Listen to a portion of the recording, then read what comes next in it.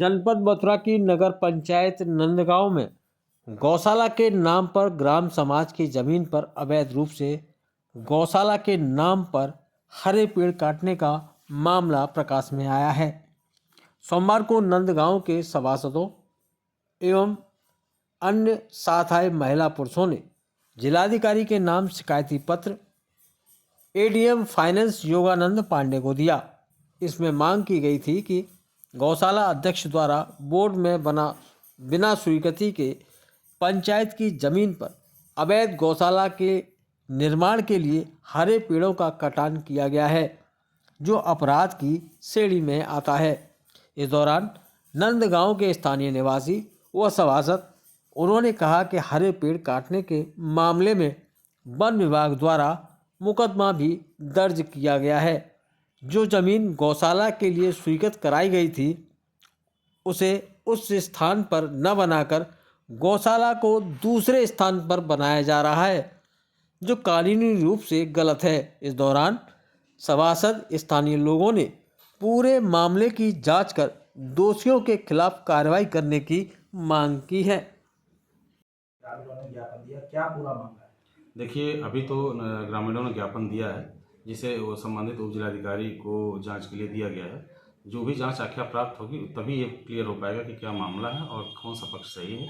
जो भी पक्ष सही होगा, जो भी विधि के अनुसार होगा, वो कार्रवाई अमल में लाई जाएगी। सर, उनका कहना है कि जो खलिहान की भूमि है उस पर नगर पंचायत निर्माण कर रही है, तो क्या खलिहान की भूमि पर निर्माण हो सकता है? देखिए, किसका क्या कहना है, इसी की जाँच के लिए संबंधित उप जिलाधिकारी को पत्र भेजा गया है और संबंधित उप जिलाधिकारी को सभी प्रकार के नियम कानून की जानकारी होती है और उनको ये बताया गया है कि जो भी नियमानुसार हो, विधि के अनुसार हो, उस तरह की कार्रवाई अमल में लाएं।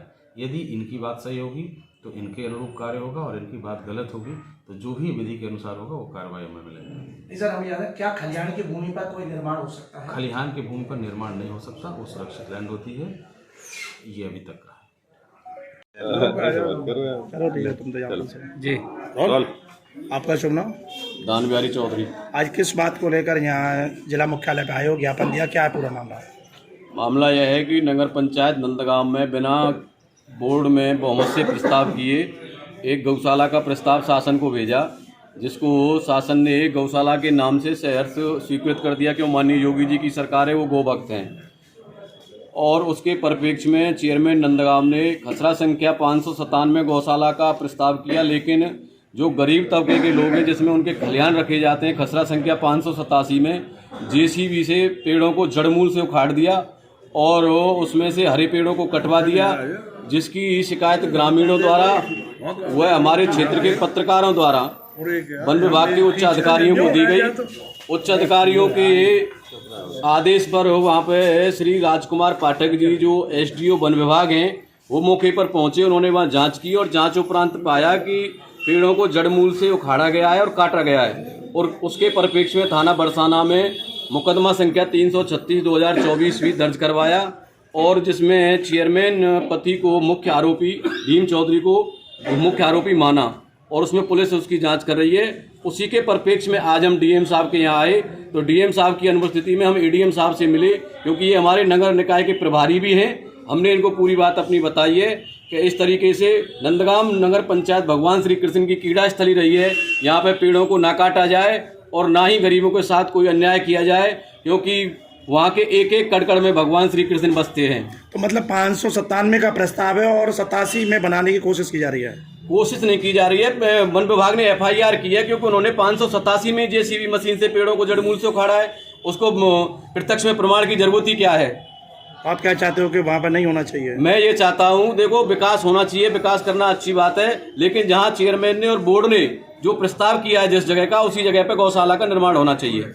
स्वामी, वार्ड नंबर 8-7 सभासद नंदगांव। आईडी नीचे करो। आप उमेश चौधरी, वार्ड नंबर 1 से सभासद। आप गुलाब चौधरी, वार्ड नंबर 3 से सभासद।